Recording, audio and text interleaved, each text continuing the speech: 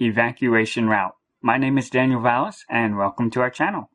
Thank you so much for those who have prayed for me in this ministry. I greatly appreciate it, and I greatly need it. Our prayers encourage each other and strengthen each other and help provoke each other into love and to good works and to keep going forward. And I greatly appreciate your cards, your different comments of appreciation, and to keep going forward. It is a great encouragement to me. And I just want to say thank you for your help in helping this ministry go forward. We are at an amazing time right now with multiple prophetic things coming together right in the days ahead, multiple things that Scripture has told us about, and multiple patterns in Scripture that help guide our understanding of what is coming together. And it's been an incredible journey of just learning, but then also seeing how the Lord has shown us the greater depth of His Word in the tapestry of redemption and things that we would not have been attentive to otherwise.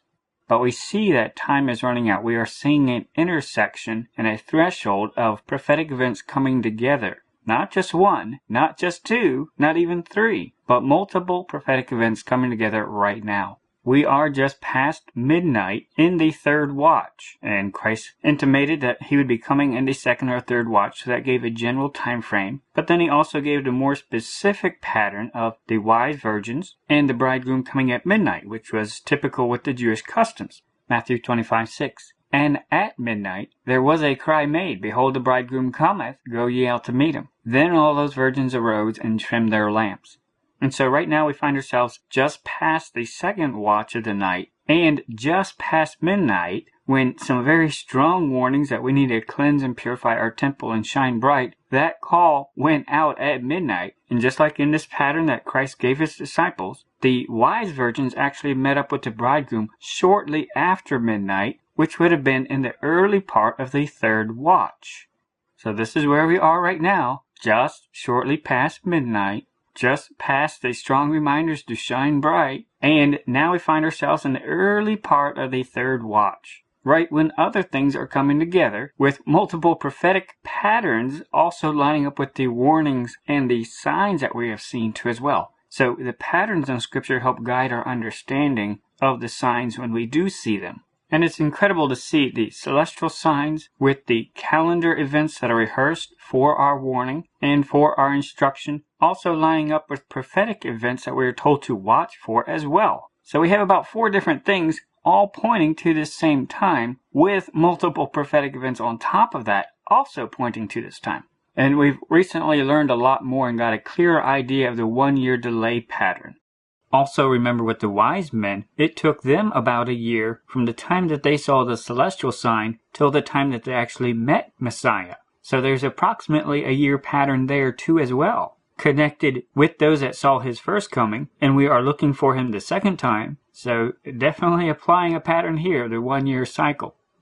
And how in understanding of that we could see how time is given for preparation and purification and sanctification. And it's a warning, signs are warnings. And even on the highway, driving to a destination, you see signs. And the majority of any signs you see on any road are usually quite a ways before what they're pointing to. Because a sign is meant to give you a heads up, so you could have some time to make adjustments before you get to what that sign is pointing to. So you can get in the proper lane, or so you could merge over where you need to go. Signs are spaced out with a degree of space before their destination. And so we see that similar pattern with Esther and Nebuchadnezzar that we talked about as well. And we also saw these same patterns pointed to with the celestial signs that initially drew our attention to the Shiloh prophecy and the Esther pattern too as well. But those same celestial signs also point that judgment is coming too as well. On the exact same day that the first star of Bethlehem happened, there was a reminder of judgment.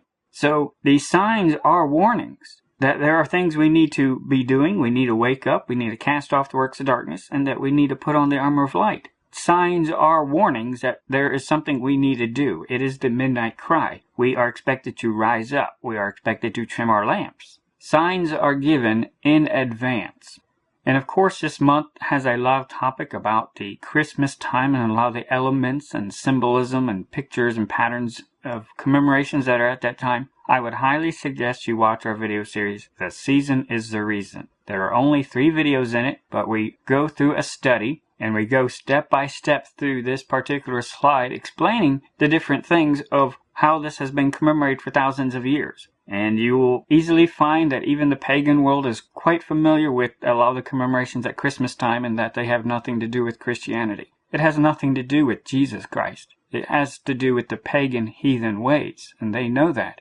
And you can find testimonies from those who were saved out of paganism and witchcraft and all that. And they will also affirm that the elements that are used during the latter part of December have nothing to do with Jesus Christ. So definitely check out the playlist for it. The Season is the Reason. There is a link in the description box.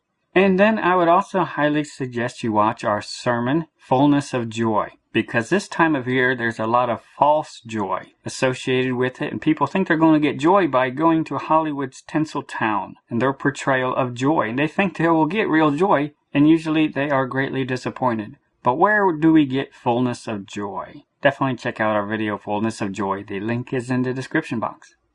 We are rapidly approaching some multiple borders that we are looking at, and we have to hedge our expectations because there is a lot we don't know. We do not know the day or hour, but we are using our best education and our best research to give us an understanding of the day approaching and to see how the different biblical prophetic events that we were warned about to listen for and the celestial signs we've seen. We are trying to use our best understanding to see how they come together in the days ahead. But we have to hedge our expectations. We will go forward one day at a time. We have been shown so much, and we know it is right around here, and we have seen a lot about how even the enemy understands that too as well. But do not necessarily get locked into a day. We will go forward one day at a time, at the best of our understanding and what we've shared with you with our print material that we open for peer review. The opposition mark would be on the 9th of December. That would be our best understanding of where the scepter ends, the shepherd's crook. So we are still looking at December 9th, and we are going to be like the wise men. We will go forward with what we do know, knowing that there is a very good possibility that there's a lot we don't know. But we will continue to go forward. We will act on what we do know, and we have very high expectation of the Shiloh prophecy coming to fulfillment in the days ahead. All we can do is try to be like the map reader navigator in the passenger seat of the car and try to understand the map of where we are. By looking at the different signs on our journey, we have an understanding and an expectation that we are very close to going to the King's house. And so we continue to go forward with our best understanding of what we've been shown. And it's been amazing as we've looked at the map over the past few weeks and months, how we have noted that God has also taken us on a scenic route. The route has been longer than we expected, but we've been shown a lot of amazing things. It has been a scenic route. There have been things that God wanted to show us. Things about His Word, things about prophecy, and things about ourselves too as well. And so we've been on a scenic route. We've been on a learning journey, learning so much, going forward. And God has been reaffirming as we go forward by showing us so many different things in so many different ways, but also seeing it like a puzzle. How by taking the scenic route, we have a much clearer picture of where we are at right now too. And we have full expectation that we are nearing the end of the scenic route. We have just finished all the major patterns and rehearsals of the Jewish year. We just passed Hanukkah. That's the last commemoration before Purim time, and that's where we started. So we've rehearsed a lot. We've seen a lot. We've looked at a lot of major patterns in Scripture and on the calendar. So we expect, and our understanding is that we should be at the end of the scenic route now, near the end of the one-year pattern. We know generally we are on the evacuation route. We are expecting the evacuation of the ready bride. We know we are on the right path, and we see the celestial signs along the way. As we keep going forward, we still see the signs pointing us that we are on the right way, and we're learning things that go with it, so we know we're on the right road. We are on the evacuation route. The route did go through scenic areas that were part of the route, and reminded us that we are evacuating. This world is not our home. And it showed us so much about our Redeemer, about our bridegroom, about our beloved, about our good shepherd. There are scenes we had to see to help us understand that we are evacuating and that we should live accordingly. And so we have to keep this in mind when we look on the road ahead. We know we are at the end of the scenic route, so to speak. We also know we are just past midnight, and we have been warned, and we heard the strongest prophetic call in pictures that we need to examine our temple, we need to purify our temple, and we have to be wise and go out to meet the bridegroom at this time, with the expectation of meeting up with the bridegroom very shortly after midnight, which is where we are right now. And so we know we are reaching the end of our journey, but we do not know the exact day or hour. We don't know exactly where the exit is going to be. But we do see a 12-month marker in the days ahead, primarily around December 12th, just around there. Again, keep these dates fuzzy because we do not know the day or the hour, but we see where certain things are lining and falling out at. We talked about in our last video that December 12th would be approximately the 1-year mark for the final peace and safety warning that we saw a year ago. And that's pretty much right to the day almost as well with December 13th of the other celestial marker that was pointed to at the same time. The 1-year mark for December 13th also pointing to the events that were pointed to last year as well. So we find a very strong 1-year mark right around the 12th and 13th. Just a few days and hours before the sign of the Son of Man starts. And so we know Shiloh's sign is going to be ending right around here. And to see the 1-year mark right at this finish line, we know the exit's around here. But let's pad our expectation as we go forward. We'll take one day at a time, but we know the exit is around here somewhere. Let's simplify this and let me explain what is coming together right now. And this will give you a better idea of how important this 1-year mark is. We've been on the Shiloh sign road, so to speak. We've been going forward on that, the evacuation route. We have expectation of the gathering of the Lion of the tribe of Judah's people very soon. His bride, the redemption of the purchased possession. And right now, our current best understanding is that it's going to be around December 9th would be the end of this road, based on our understanding of the map. And the fact that it lands so close to a 1-year mark on a separate prophetic event also reassures us that the ending area is pretty strong. And we also know that once this Shiloh sign road runs out, it's actually going to be running straight into and turning into the Son of Man sign on December 16th, 17th, more so on the 17th. And that's actually going to be starting the 40-week pregnancy rehearsal. And that's all the pregnancy cycle is. It's just a rehearsal how Christ was already born. Nothing new is going to be born. But it's going to start that picture that Jesus did tell his disciples would be seen during the tribulation. So we know that sign is going to start, and on the 17th, you'll be able to look up and see it and visually be able to say, yes, that pregnancy is going on. So we know that road and that sign is going to be starting soon. And people will be, in a sense, traveling down that road once that sign starts. So we know the road that we're on right now is going to transition into that road on the 17th. But it could start earlier, too, as well. But then we also have seen parallel the peace and safety sign, which is a separate prophetic event from the Shiloh sign. You know, even completely ignoring the Shiloh sign for a moment, just from looking at the peace and safety warnings, that also lands exactly at this time and ends right in this same window.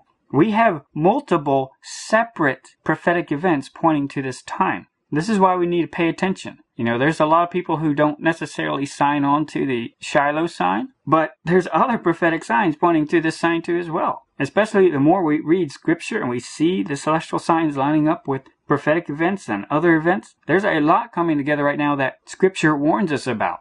And we see the 1-year mark for that sign ending on the 12th, going by a biblical calendar. And the reason we go by a biblical calendar of that is because the Bible mentions it as a prophetic event. So the timing for it would be gauged by a biblical calendar, not our modern day Gregorian calendar. So we know that road is going to be ending very soon. And we also know the Bible tells us right away that that is going to segue into the next road of sudden destruction. Sudden destruction is coming right after the peace and safety. The one road turns into the next road.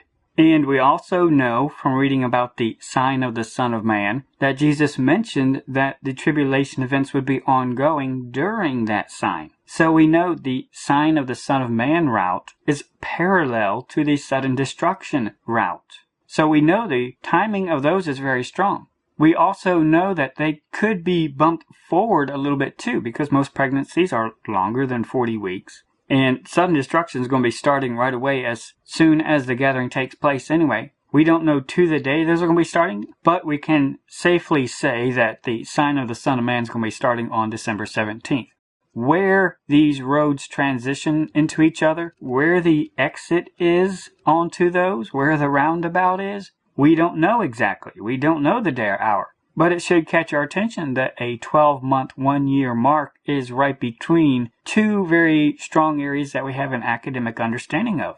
The opposition mark border and where the sign of the Son of Man starts. The pregnancy picture starts because that's 40 weeks. And also at the same time, visually, Jupiter entering into the stars of Virgo. But there is a little gap here. So we are going to keep going forward. But we have to keep in mind there is a little gap here between what we know. The 2 points that we know, there is a little gap with the 12 months right in the middle of it. So we are still strongly looking at December 9th as a cap, as an end. But we will keep going forward if we do get onto that mark, knowing the exit's right around here. So just keep this in mind. There are 4 different prophetic events coming together right now. The Shiloh sign is its own prophetic event that we know is going to be happening in these last days. The sign of the Son of Man is a separate sign that's going to be seen during the tribulation. The peace and safety sign is something that's going to be heard before judgment comes and before the tribulation starts. And then the sudden destruction is actually a second part to that sign. So there's 4 prophetic events coming together right here, right about this 12-month, 1-year mark. So definitely keep this in mind as we go forward. We have very good understanding, bringing us very close and narrowing it down to a few days. This is what we know.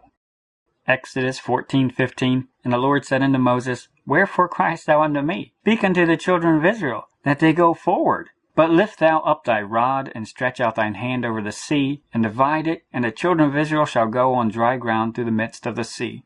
And this is a great reminder. We have been seeing and studying the shepherd's crook in the heavens, in the waters above, and we see that lifted up as a reminder even now that we should go forward. Go forward. There is a lot we don't know, but we are expected to go forward in faith, and God will take care of the details as we go forward. God will give understanding. God will show us new things as we go forward. There were certain things the Israelites would not see until they took that step forward. So we will continue to go forward, and as we go forward, the Lord will give us the insight and wisdom that we need for those steps. And this is what made the wise men wise. They took what they did know, and they knew they did not know some very important things. Where was the king? But they acted in faith on what they did know, and they went forward.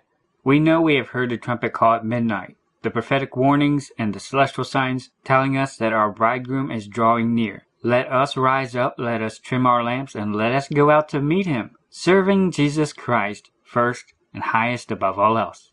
Maranatha!